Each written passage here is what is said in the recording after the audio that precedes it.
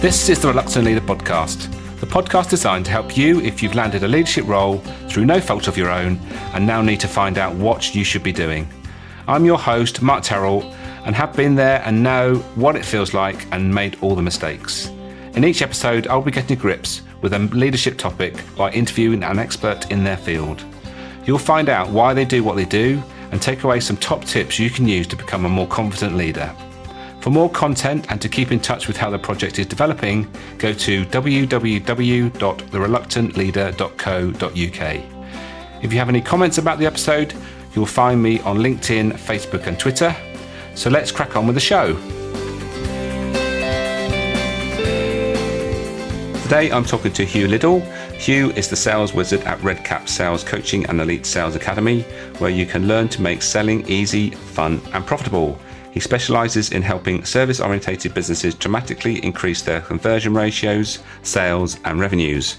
Hugh's sales training and coaching come from almost 50 years of in-the-field sales and sales management experience, so you get real-life experience of his teachings, not just something out of a textbook. Hugh is the author of Take the Icky and Scary Out of Sales, which is available in paperback or Kindle versions at amazon.co.uk or .com. He's also radio talk show host. His show, Sales Chalk Talk, is available on iTunes. I hope you enjoy this chat we had all about sales, and I'll catch you all on the other side.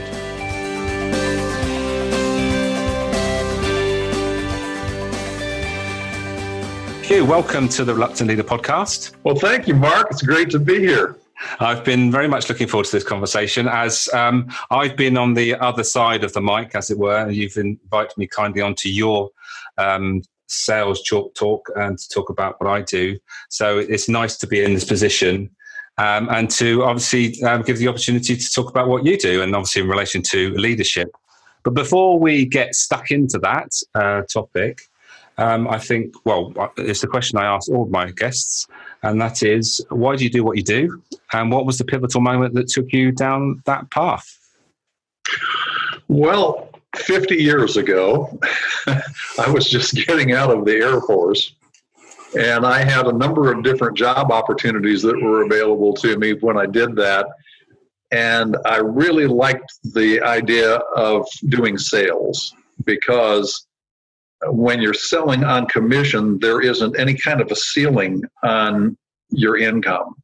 You can make whatever you make. You can create your own paycheck. You can laugh your way all the way to the bank, or at least that's what I thought.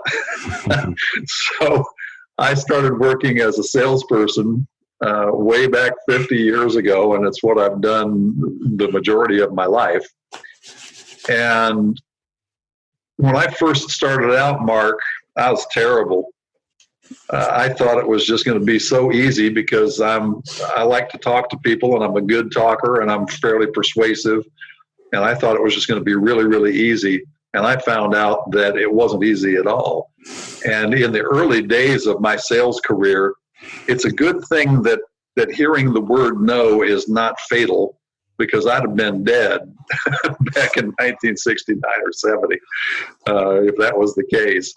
So I had to learn as I went along, and the only thing that I really had going for me was that I was too stubborn to quit. And so I just kept on and kept on and kept on and kept talking to people. And eventually I had some people who mentored me some and taught me some things about selling. I read some good books, listened to some good recordings, and I learned more and more about how to sell and got pretty good at it. And in 2008, I was working as a sales manager for a local dairy in Colorado. And I had a crew of varied between 12 and 15 people who went out and sold subscriptions for milk delivery. And it was a great dairy. They had their own cows, their own bottling plant, bottled in glass bottles. It was just really, really a good company. And my sales teams were just kicking it. We were making more money for the dairy than you could shake a stick at. And I did everything from writing their sales manual to writing their scripts, trained the new people who were coming on, managed the people who were out in the field, and continued their education.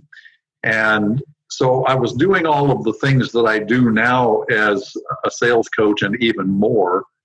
And I was getting paid a salary for doing that.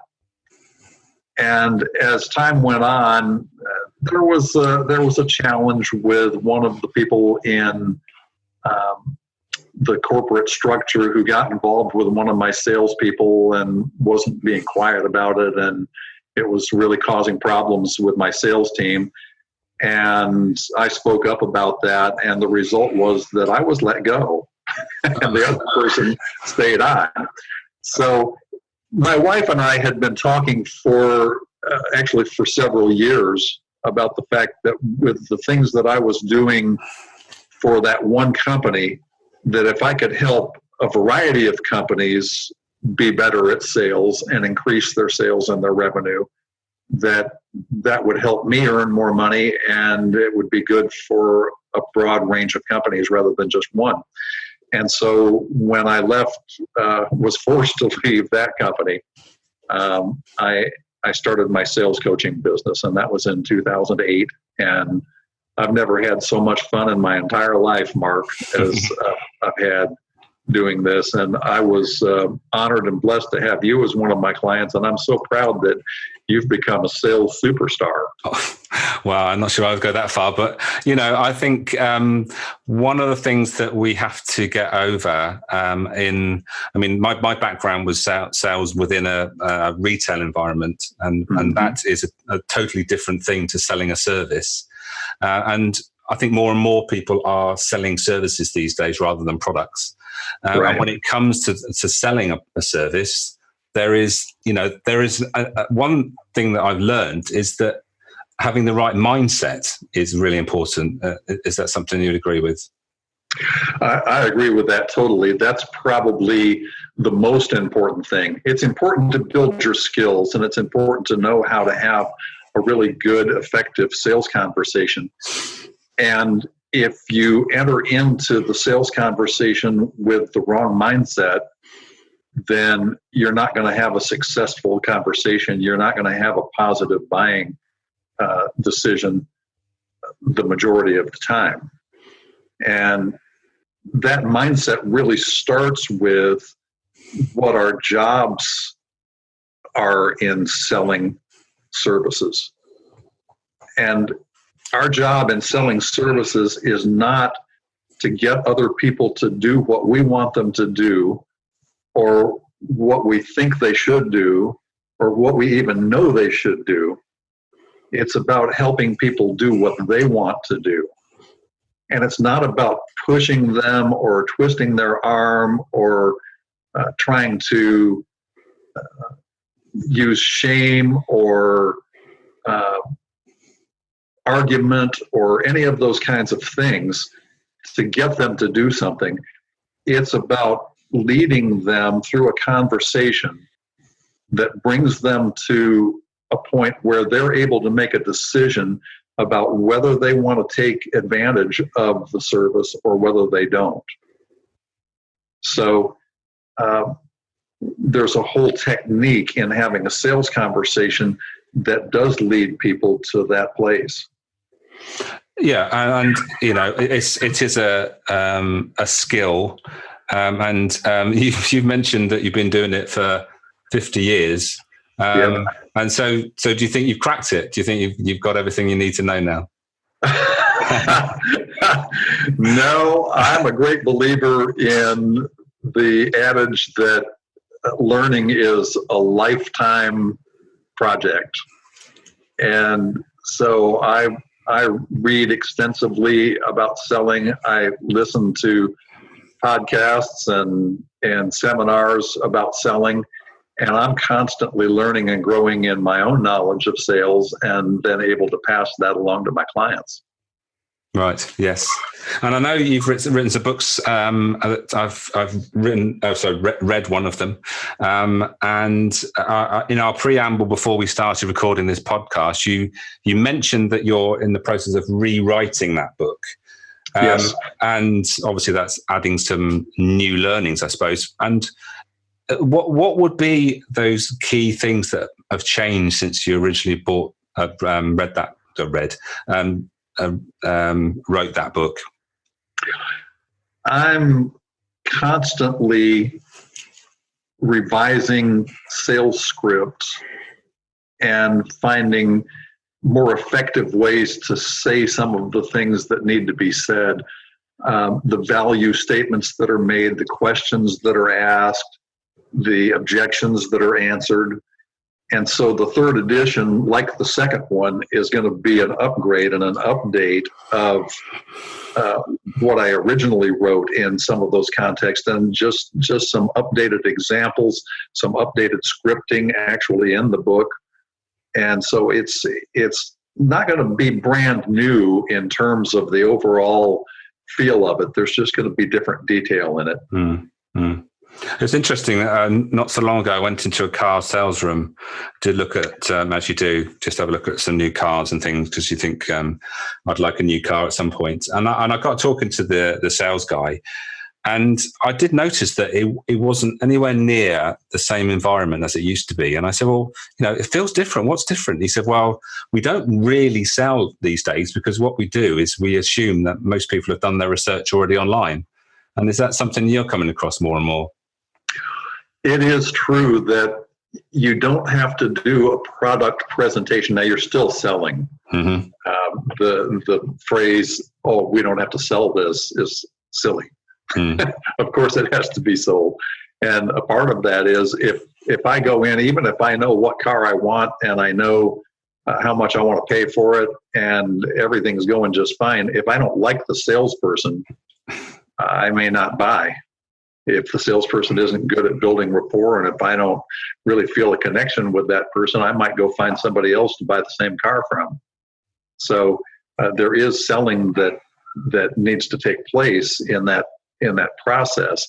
But it is true that with the internet, buyers are much more sophisticated, and usually they've done their research. They know pretty much what they want to do, and it's just a matter of who they're going to buy that from.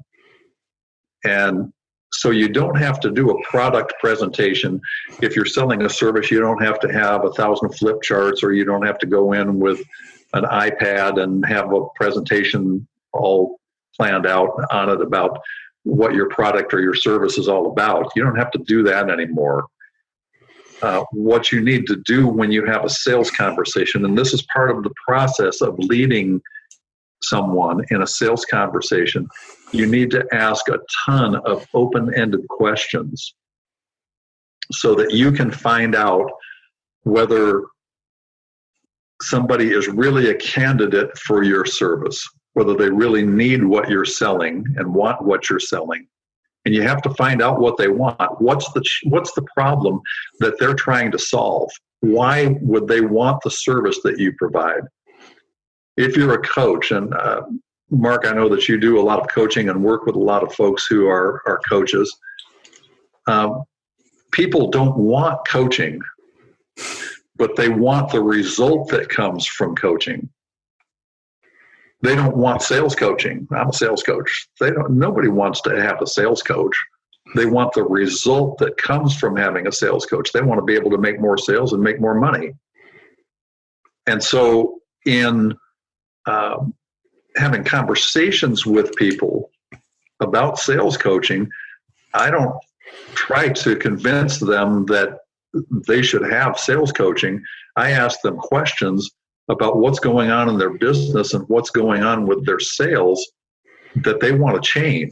What do they want to be different? Do they need more people in the door? Do they need to be able to convert more of those into clients? What is it that they really need, and what is it that they really want? And anybody can do that with their own service. So asking questions and finding out, first of all, what they want and why they want it. Yeah. And secondly, then to find out whether they actually qualify to be your client. Because not everybody that you talk to is going to qualify to be your client. They may not have enough money. They may not be willing to invest the time. they may not be willing to be coached. And if you find that out during a sales conversation, you're probably not going to take them on as client.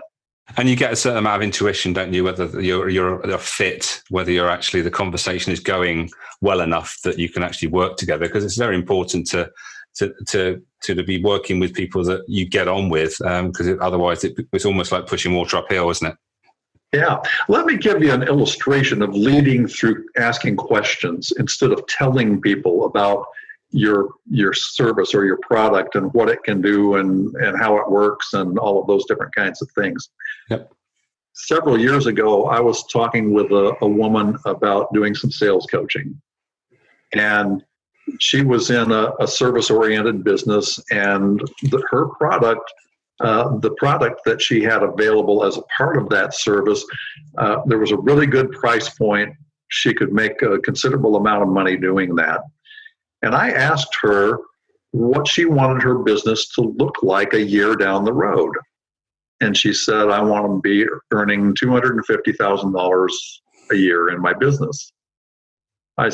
Now, I could have stopped right there and talked with her about, with your price point, if you learn a little bit about sales, you can earn $250,000. Instead, I wanted to find out why she wanted $250,000. So I asked her, that's a really good goal. What's important about $250,000? She said, well, if I had $250,000 a year, then I could quit my regular job and just work on my business. And so I could quit my job. That's why I want the 250. I said, well, what's important about quitting your job? And she said, well, it would give me time freedom to do other things I want to do. And I said, well, it sounds like having time freedom is really, really important to you. What's so important to you about having time freedom? And she was really quiet for a minute. And then she just burst into tears. And she said, I have a little granddaughter, and both of her parents work. My daughter and her husband both work. And I only get to take care of her. I only get to babysit her one day a week because I have to work the rest of the time. I want to be there and be with my granddaughter all day, every day, and then work on my business at night. And if I have enough income coming from my business, I can do that. As long as I'm still working on my job, I can't. Well, now I knew what she wanted and why she wanted it. So from that point on, I could just lead her through the sales conversation by talking about how wonderful it was going to be when she was able to spend time with her granddaughter. And her daughter was pregnant again and was going to have a grandson. So she was going to be able to babysit with both of those kids. And we talked about how cool it was going to be for her to be able to take them for walks and read them stories and just spend time with them and really make sure they were okay and being well taken care of. So that's an example of leading somebody through a conversation to bring them to a point where they're ready to decide whether having your service is going to bless their life or whether they really are not going to be that interested in it, whether it's a good fit or whether it isn't. That's a really good story. And I think we're all, we call ourselves coaches or mentors or trainers or whatever we want to call ourselves. Actually, what we're doing in most cases are guiding people to the place where they want to be, isn't it? And it's bridging that gap where they are, where they want to be. And hopefully we are the person that is going to guide them to the place where they want to be. And like you just described, have the lifestyle that they've always dreamt of in some way that they haven't been able to attain before. What people want in a sales conversation is way more important than what they need. Now, you mentioned going out to look at a new car. And so I have a question for you. What kind of shape is your old car in? It's perfectly serviceable. It wasn't anything about a need. It was more about... it starts and gets you where you want to go. So yes. It wasn't about a need, it was about a want. And so if the salesperson found out what you wanted and what you were really looking for and why you wanted that, probably your buying decision would have been a positive one, because what you wanted was more important in that conversation than what you needed. You didn't need a new car. You just wanted a new car. Yeah, but the interesting thing is that I went in looking at cars, but obviously there's a lot going on in the automotive industry with the transition from petrol, diesel to electric. And he wasn't able to convince me really that it was a good time to buy because, and that was probably the thing, his downfall. I wasn't convinced that it was a good time to buy, and I've sort of shelved my ideas probably for another 12 months or so. So, nothing to do with the relationship we had, but he just obviously didn't say enough to think that, or to convince me. But I did. What would have made it a good time for you to buy? Well, that's a good point, actually. What would have been, I suppose I wasn't in the position where I really wanted it. I was probably needing someone to sort of really say, "Oh, it's a great time as we've got this offer on or whatever it is," and and look at my existing car and say, "Oh, yeah, it's a great time. We can give you a good trade in for that." But none of it really sort of stacked up to feel that I really wanted to make that purchase. But we're going a little bit off track here. But I think when it comes to sales leadership, I've had conversations on the podcast about marketing and talking about pretty much everyone's involved with marketing these days, from the person that answers the phone to the MD, CEO, or what you want to call him. And it's about having a marketing ethos that goes through the company. And I guess it's very similar with sales, isn't it? Everyone really that's working for an organization, it has really a sales role, haven't they? Well, that is exactly true, and there are a number of different aspects to that. One is that people care about the result that they can get. So in your marketing, talking with people about what they can have and using you statements and telling them you can have, you can do, you can be, you can enjoy, you can take advantage of, you can whatever the result is. That's way more important than talking about how great your product or service is. And I'll give you an example of that. I love bacon. I love almost anything that comes off a pig, but bacon is my favorite. I don't care how it's made. I don't care what's in it. The only thing I care about is when it comes out of the frying pan and it's sitting on the plate next to my eggs or my pancakes.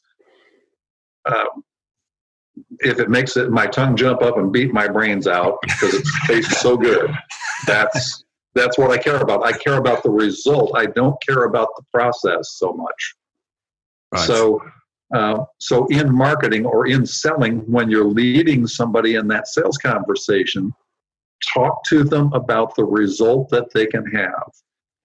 Yeah. And if you found out earlier in the conversation by asking questions exactly what they want, and you know that you can give that to them, then tell them very directly using you statements that you can have that. Your employees aren't getting along with each other. They're arguing constantly and they're not being productive because they're not pulling together as a team. And you have a service that can help them correct that. Tell them you mentioned that your employees aren't getting along and that's hurting the productivity of your company. It doesn't have to be that way. That can change, and it can change in very short order. And it can change because your employees can find out how to interact with each other in a really positive way and pull together as a team. And it just takes some work and some coaching, and it's totally possible. How does that sound to you? Oh, if I could just get them to do that, it'd be awesome. Super. And you're most of the way to a positive buying decision, not because you push, but because you just told them they can have what they want. Yeah. It's amazing. Yeah. And it's just, you're absolutely right. And we've already talked about the mindset. It's actually been in a mindset where you're there just to help someone. And if you're in the mindset of you're there to sell something, really, you're not in the best place. What you want to be is that, you're having conversation to help that person and the conversation is really about, can I help you? Can I help you get from A to B? And if I am the right person, then it's a matter about just how that's going to be delivered, isn't it? That's how I see it. And from a non-salesy sort of person, that sort of works for me. Yeah, and we can't let our focus drift away in a sales conversation with somebody from helping them get what they want. If our focus drifts to, I really need to make the money, I've got to get this person to do this. I have a stack of bills on my desk that have to be paid, and I haven't made very many sales yet this month. If our focus drifts there, people will feel that and they won't buy. Even if it's something like, I just had a disagreement with my significant other before I walked out the door to come to the office, and I'm still thinking about that, or I'm thinking about a challenge with my kids, or I'm thinking about going down to the pub to raise a few with my friends after work. If the focus it drifts anywhere besides that prospect and what they want, finding out what they want and helping them get it, the prospect will feel that. There's an energy that passes between a salesperson and a prospect, between a leader and somebody who's being led. And if they sense that you're not working for their best good and not trying to help them, that you're just trying to get something for yourself, that's not going to be a successful conversation. And whatever, even if you're talking to your spouse, your significant other, and you'd like for them to do something differently, or you'd like for them to do something with you. If it's all about you and your focus is on you and what you want, instead of helping them have what they want, they'll sense that and they'll be much less likely to agree to participate with you in whatever it is, than if they know that you really are looking out for their best good and trying to help them have what they want. Yeah, absolutely. So just going back to the sales leadership, which is the sort of topic we're talking about today. If you've got someone that's in a leadership role and is leading a sales team, is there particular things that they should be thinking about if they are, directing that sales team that we haven't covered so far? Absolutely. And my experience with sales managers in the past, people who have managed me, is that usually it's a process of trying to put pressure on people to go out and perform. And you need to do this. If you want to keep your job, you have to make your numbers. You have to do this. You have to do that. You have to go and do whatever. A much more effective way of leading a salesperson, and this is especially true of salespeople, because we tend to be a more independent type of folks. We're not the kind of folks that just like to go along with the rules and regulations, and we want to have some freedom in our lives. And so the best way to lead a salesperson is to have a conversation with them about what they want and what they're trying to achieve, and then coach them and train them to do the things that they need to do to have the results that they want. It's more important for you to be talking to your salespeople about what the money that they can bring in for themselves if they do certain things than the money that they can bring in for the company. Right, and if you send somebody into a sales conversation, and I've seen this happen, it hasn't happened to me, and I haven't done it to anybody in managing salespeople, but I've seen it done. Someone's ready to go out on a sales call, and the sales manager says to them, "Look, you haven't been doing very well this month, and if you don't get a couple of sales this week, I'm going to have to let you go." Well, where is that salesperson's focus when they go into the sales conversation? It's on, I've got to get this person to do this because I've got to get the commission, and I've got to get the sale, because the sales manager is going to fire me if I don't get some sales. And the prospect on the other side of the table is thinking, this person's, I can smell commission breath 5 miles away. This person's just trying to get money out of me. They don't care anything about me. And so sending out a salesperson and leading them in a positive frame of reference and helping them get their mindset right before they go into the sales conversation is going to be much more effective than browbeating them or threatening them or just trying to get them to do what you want them to do the way that you want them to do it. Talk with them about what their ideas are and guide them and coach them and lead them. And that's my best advice about that, Mark. I think that's brilliant advice, because the temptation is, like you mentioned, is to, put something that is hanging over their head, which, as you say, is counterproductive. And I like that. What was it you said? Commission breath. Yeah. I mean, you're absolutely right. If someone is desperate to sell to you, then you could pick it up a mile away. Like you say, it's weird, isn't it? It's that's something that you can detect. They're just trying to sell something for maybe the wrong reasons. So yes, really interesting. Sadly, our time is running out, and it's been really interesting, as I expected it would be. But before we end each of the podcasts, what I like to do is ask my guests to leave us with some golden nuggets, some 3 top tips that you would give to somebody in a leadership position, that maybe just summing up what we've already talked about, but there might be something else you want to mention. What would those top tips be that our listeners can take away from listening today? Before you go into a conversation with someone, know what you're going to say. If you're going to effectively lead a conversation, you have to know beforehand what you're going to say. And there are a lot of people who resist scripting because they think that it's going to sound canned.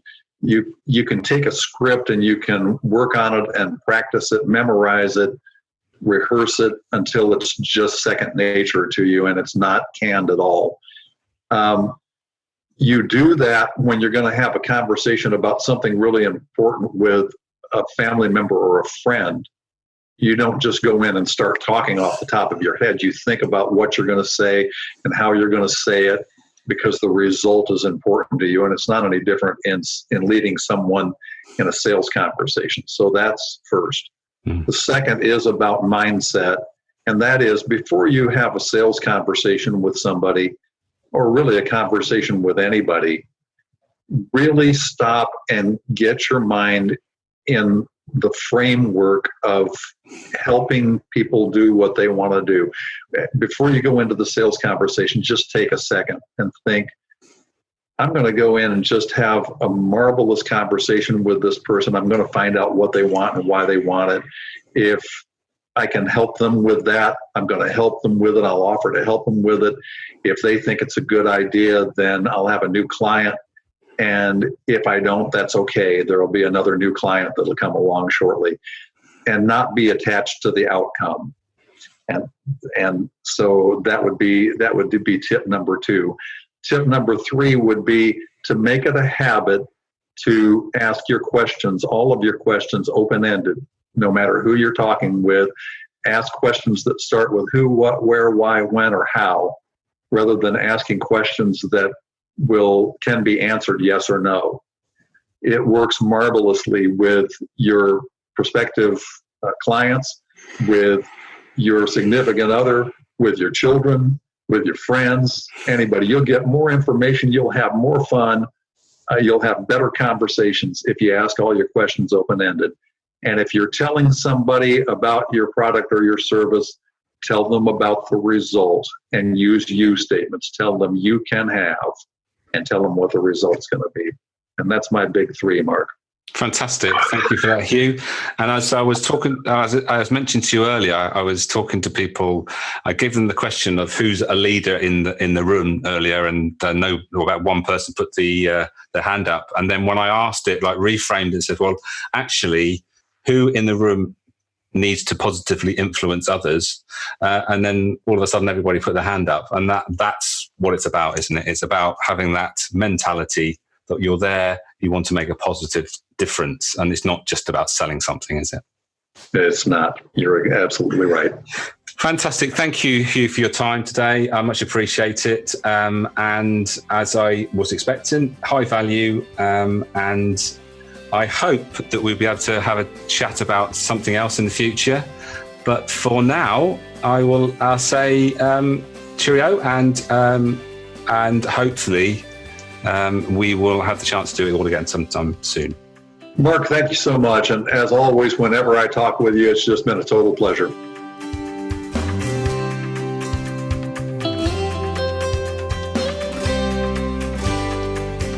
Thank you for listening to this episode. If you enjoyed it, please take a moment to leave a review.